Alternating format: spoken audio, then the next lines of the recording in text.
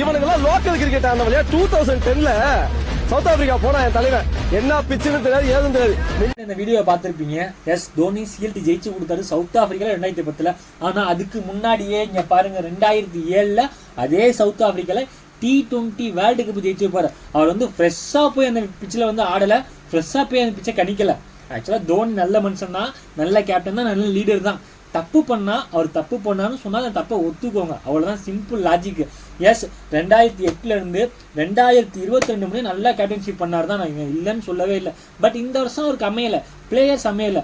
அதே மாதிரி தோனி மட்டுமே ஆடி மேட்ச் எல்லாம் முடிச்சு கொடுக்கல, பிளேயர்ஸ் ஆடினாங்க. அவர் நல்லா பிளேயர்ஸை கைட் பண்ணாரு. இந்த பிளேயர்ஸை கைட் பண்ணதுனால தான் அவரால் சாம்பியன் சிஎல்டியில் வந்து கப்படிக்க முடிஞ்சு, T20 வேர்ல்டு கப்படிக்க முடிஞ்சு, 2011ல் கப்படிக்க முடிஞ்சு, அது மாதிரி 2013ல் சாம்பியன்ஸ் லீக் கப்படிக்க முடிச்சு. எஸ் தோனி ஸ்ட்ராட்டஜியும் பிளேயர்ஸ் கொடுத்த கம்ஃபர்டபுளையும் அவங்க பர்ஃபார்மன்ஸும் தான் தோனியை நல்ல கேப்டன் ஆகுச்சு.